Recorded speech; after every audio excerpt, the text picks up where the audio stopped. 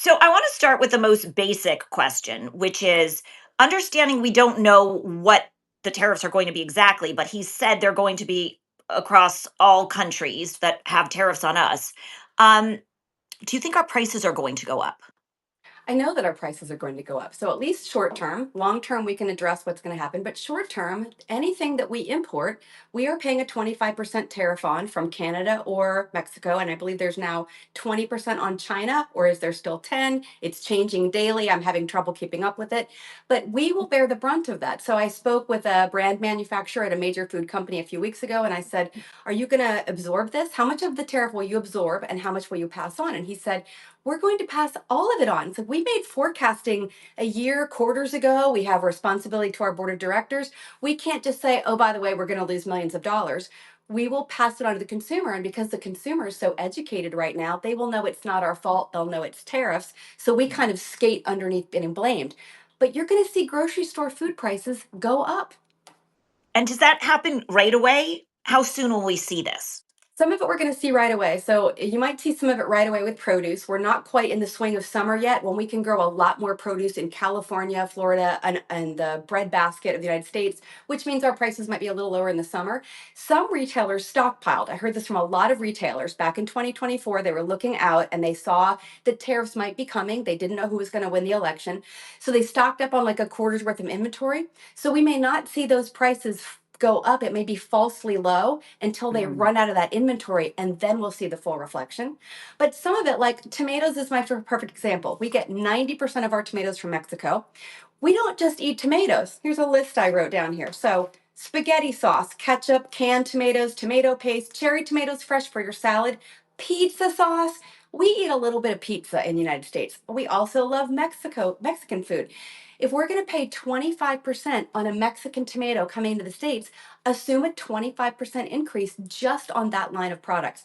It doesn't just touch your produce section, it touches every food product in the entire grocery store where we import those food goods, and we import a lot of stuff. Oh my gosh.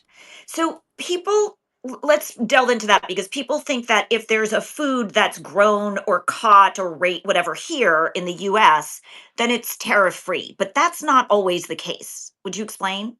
Yeah, no. So if it undergoes some kind of transformation in another country, apparently bagging or some kind of simple processing doesn't check that box. But like if a Canadian manufacturer, for example, who makes cookies and baked goods, we get a lot of baked goods from Canada. Who knew? We're all learning this in real time.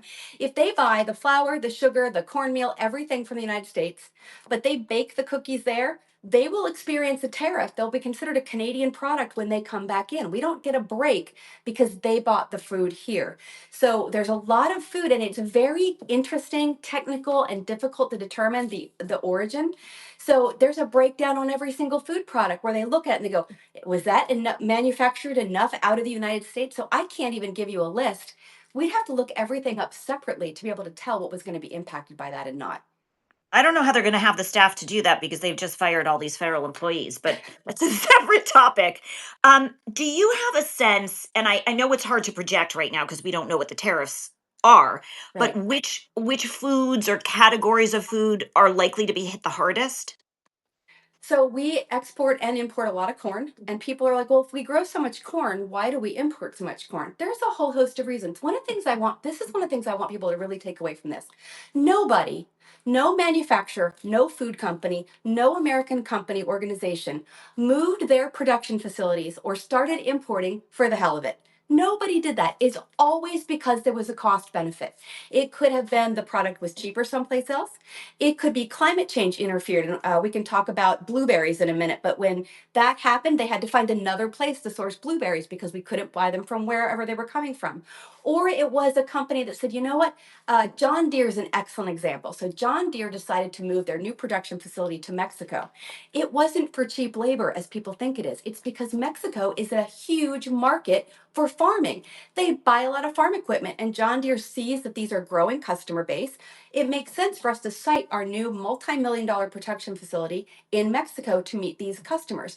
Well, now the tariffs, so prior to the election, Trump threatened John Deere. He felt like he was going to win, and he threatened John Deere. He said, if I take office, I will put a 200% tariff on anything you manufacture in Mexico and bring back in. So John Deere cried uncle. They've announced they're not going to make that production facility. But that now means that between Mexico and the United States, the exchange of that equipment is going to get a tariff in both directions because of the reciprocal tariffs. So this will affect our farmers too, who buy used John Deere or brand new John Deere equipment. I mean, there's so many different levels to it. You can't ever say it's one thing. So we do build equipment and we source from other countries when there is a cost benefit.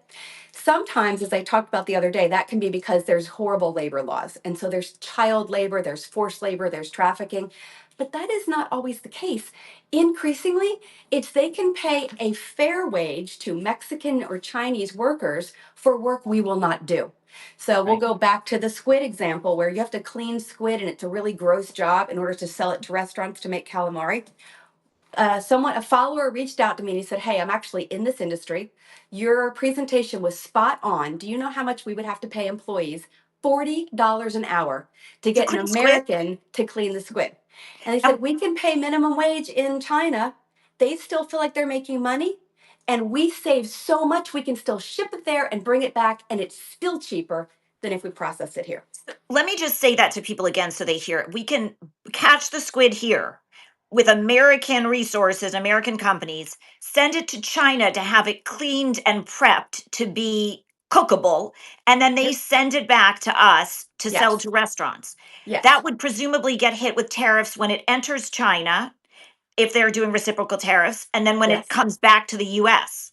Not necessarily. Okay. Sometimes if you some so it has to undergo what they call substantial transformation. And Okay. so someone would have to look at that and decide. Someone in the both governments have to look and say, is that enough of a transformation? Sometimes cleaning, chopping, and bagging doesn't check the box. Another situation that it might. And also, yes, I don't know if the tariffs would impact if they know ahead of time it's coming back to the United States. Would that qualify? Does China have to pay or is the manufacturer? I don't know where that dollar lands. It's very complicated. I'm sure we can rely on AI to solve this very accurately. Okay, moving on for now. Do you think that this is sort of alluded to, but I want to talk about the retaliation by other countries. And just for anybody who's still unclear, that means if we're slapping tariffs on them, they're going to do the same to products that we're selling to. If we're slapping tariffs here, they're going to slap tariffs there, and it's going to Yes. impact us too. How will these retaliatory tariffs impact prices? And would you talk specifically about something you just taught me about, potash? Did I say that right? Potash. So Potash. I do say potash because I'm shortening it from potassium, but there's not Okay, apparently not a farmer in the world that says it that way, and they were all mad at me. So we're going to call it potash. potash. It's a Okay. colloquial term that means the ashes in the bottom of a pot, which is where we used to get Oh, potassium before we could mine it. But it's potassium, and potassium comes from just a few countries. Canada, the Saskatchewan area has huge resources of this. Russia and Belarus also have resources of this. Listen to me when I tell you this. We cannot grow food without it. This is we see this here, NPK. yes.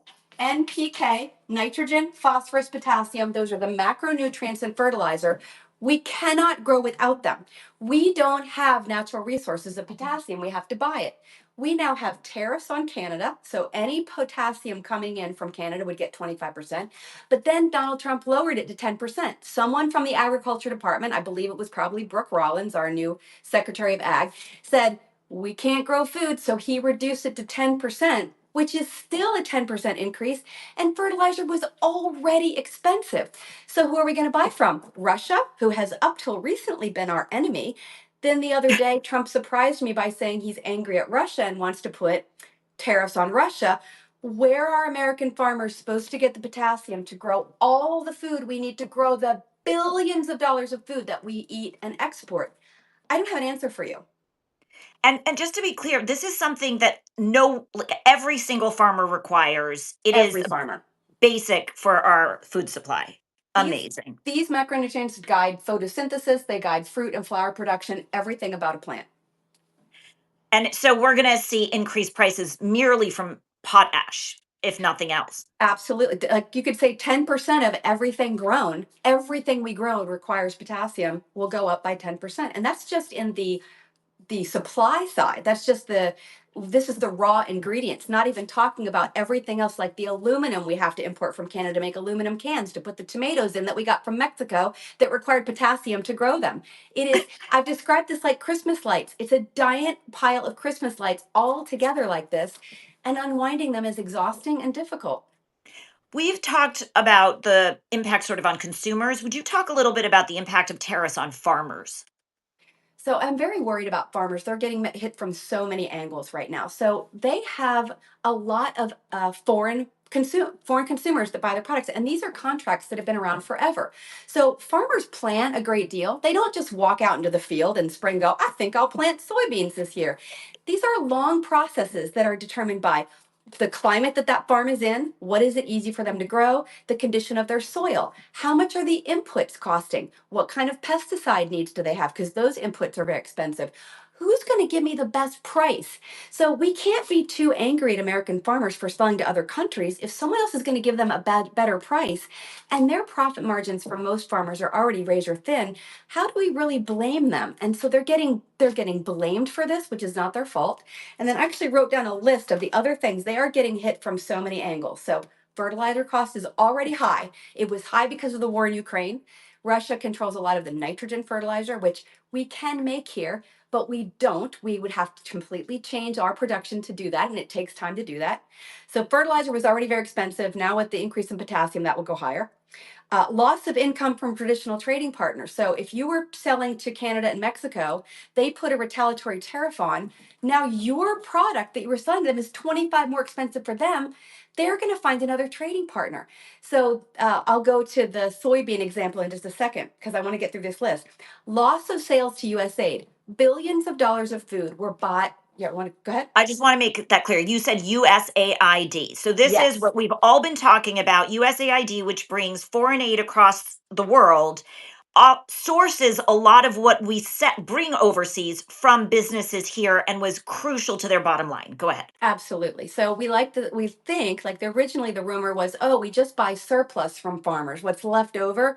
Even that would be super helpful. If you're a farmer that has a surplus and you couldn't unload it on the market, having USAID, the government come in and buy that would be great. But a lot of them have contracts with USAID. I spoke to a farmer not long ago who was growing sorghum, had switched to growing sorghum for two reasons. One, USAID wanted it. It was something they said, we're going to buy this from you. We want this. And two, he's living in an area of the country where the water resources are drying up and sorghum requires less water. So this was a good solution for him. Now the sorghum contracts are gone and he's having to decide, am I going to grow corn? Am I going to grow soy? Like, what am I going to grow and who am I going to sell it to? Figuring all this out on the fly when we are weeks, if not days away from planting season. Wow. Yeah. And so it's not just the cancellation of this USAID contracts that are impacting farmers plus tariffs, but also USDA had a lot of, I think they're grants to farmers, and those have Yes. been frozen. What's the impact of that? It's enormous. So what happened was the Biden, before he left office, put $20 billion, added an addendum to the farm bill.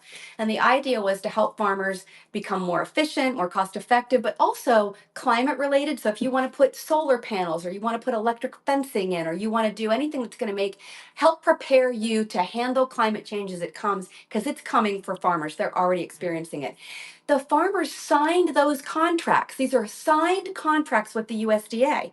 To break this contract is to break the law, right? You're breaking a contract. He's frozen the grants, which was bad enough, but the lack of communication is the major thing. If he said to them, I'm freezing the grants for 2 months and then I'm going to release them, at least they would be like, okay, we have an end date here. But those farmers went out and they bought the equipment. They bought the $100,000 baler. They bought the seed sheller. They bought whatever it was. They took out a loan to do that.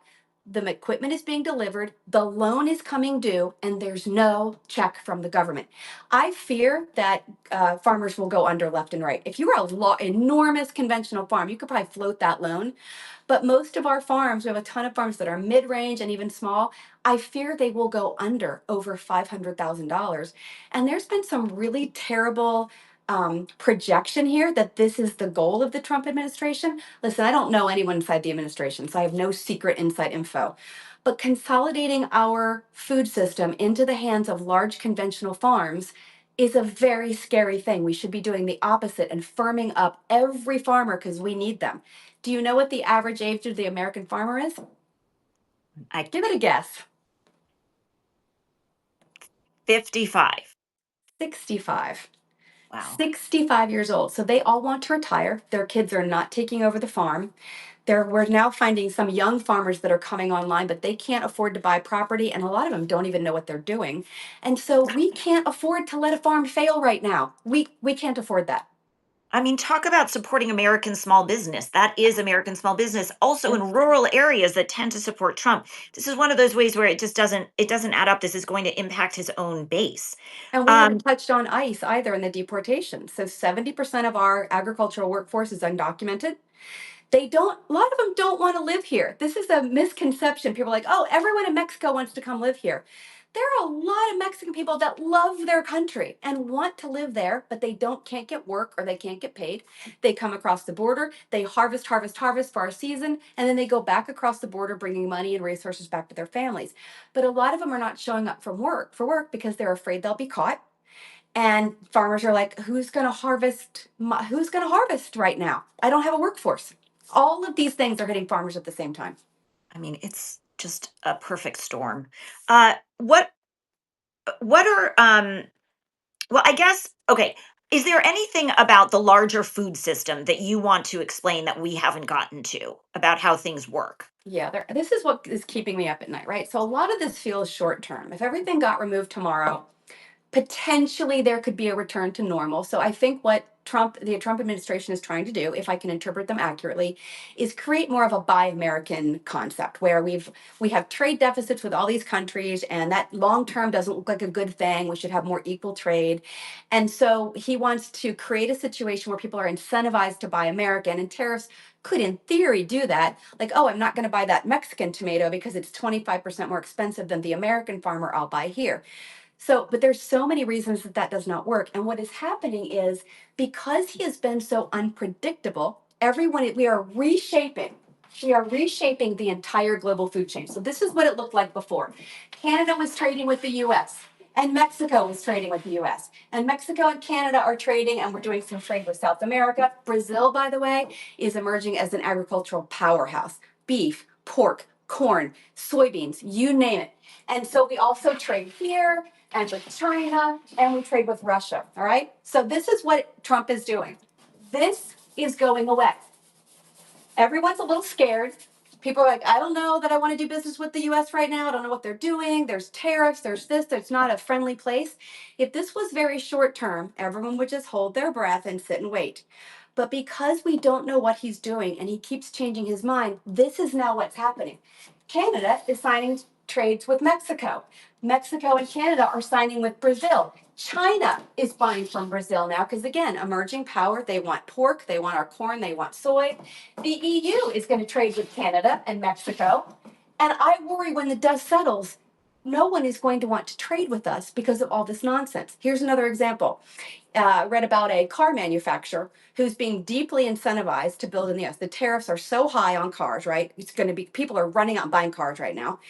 And so this car manufacturer said, well, here's the problem. I would consider moving my production. Let's say it's BMW. That's German? Yep. Let's say I'm just going to make this up now. This is not a real example. Say you're a German car manufacturer. You want to sell cars to the US. We love cars. We spend money on cars. We are a good car customer. So I'm seeing all this and I'm like, well, I don't want my price to go up that much in the US because then they'll stop buying. So maybe I should site my manufacturing here. And that's exactly what the Trump administration is. That's a win if that happens. The problem is that manufacturer right now is going, I don't know what's happening here. If the tariffs come off next month and I roll the dice and I spend billions of dollars to build my new facility here and then the tariffs go away, I just wasted all that money and time. And if they aren't going to go away, I'm still going to have to spend, I'm going to have to figure out where am I going to get my resources from? Am I still going to have to import those?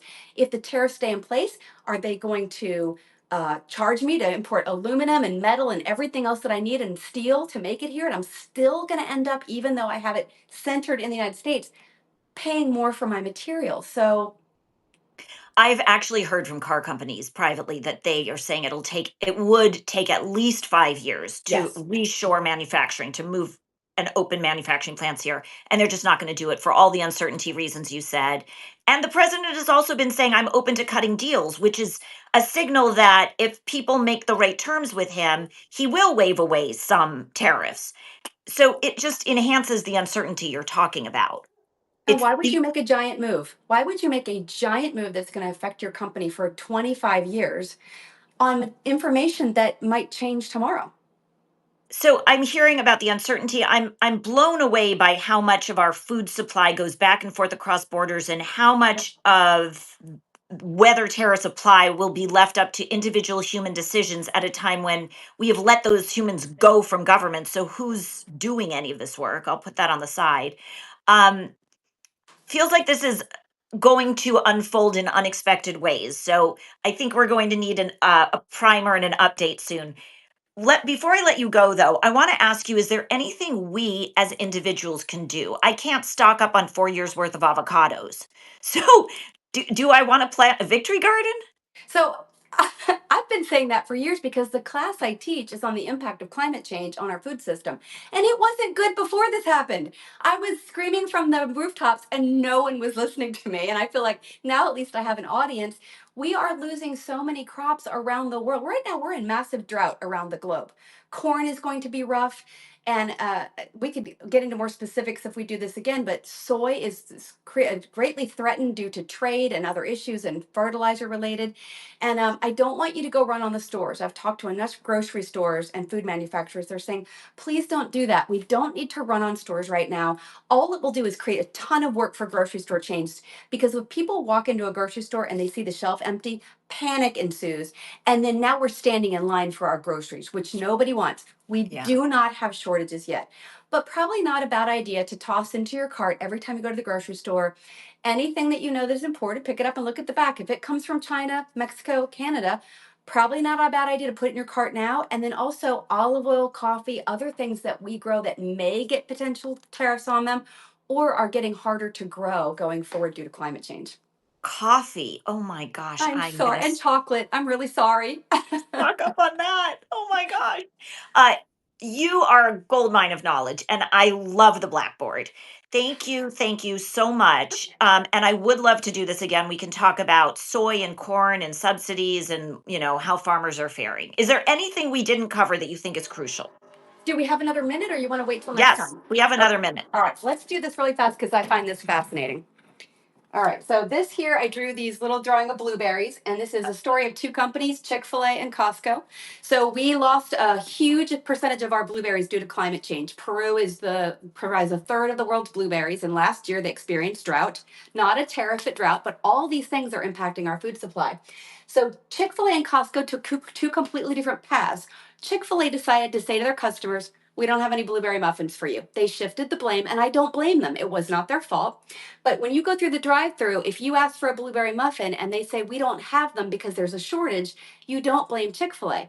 But if you drive through the drive through and you buy a $7 blueberry muffin, you blame Chick fil A. Why are your prices so high? And customers really don't want to hear about a blueberry shortage at that point. So they just took them off the menu and they will do that again. As a matter of fact, I would guess right now organizations like Chick-fil-A are looking for another muffin to present to the community because they know they won't be able to keep the price on this. Costco did something different, and I'm a fan of Costco, but this deeply concerns me what they did because I fear the entire global food system as this starts to happen. They're going to look for substitutes. So Costco is famous for its big blueberry muffin trays. Companies buy them for the staff room, right? And you bring in the big tray of blueberry muffins. They couldn't get blueberries either. And they also see that this may be a problem every year in the future. They don't know.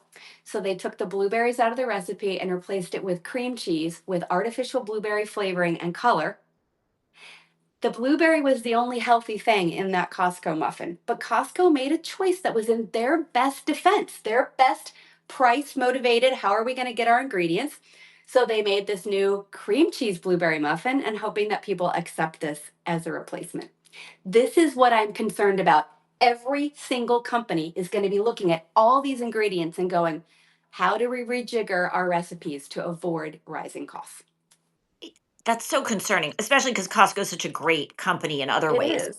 Yeah. Is there a version of events where, let's say, 2 months from now, we see which foods have tariffs on them and which don't, and they see that, like, I'm getting this wrong, but raspberries are fine, and so they shift to raspberry muffins? Well, if you're willing to do deep reading, sure, but most consumers are not. And this is why price gouging is successful because the customer walks into the store and they have no idea what the tariffs are actually on. They don't no idea what climate change is impacting. They have no idea what anyone is paying for their ingredients. So if I'm not being hit by the tariffs, I can raise my prices and assume that the customer will not know the difference. And this happens all the time. Okay, so we all need to start victory gardens, is the bottom Yes, line. and tune into Toni Farmer's Garden. I'll teach you how to grow everything. Okay, I I wish am I gonna didn't do. have to do that, but I know. I'm gonna tune in, but I'm gonna start with growing a cactus because it feels like that's the safest thing I won't you kill. can't eat that, Jessica. I'm sorry. That's true. I know. Okay, we'll offline on that. Okay, Uh, Professor Farmer, thank you so much. I love the blackboard. Tariffs are terrible, but your explainers are great. thank I you. I want to remind everybody to find. Why don't you tell us where we can find you on Instagram? Where Sure. and Toni everywhere. Farmer's Garden is my handle everywhere. So whether you're on YouTube or Instagram or in my Facebook group for gardening, that's how you can find me everywhere. You've got some lucky students, and I'm grateful for your time. Thank you so much. See you soon. Bye. Bye, everyone.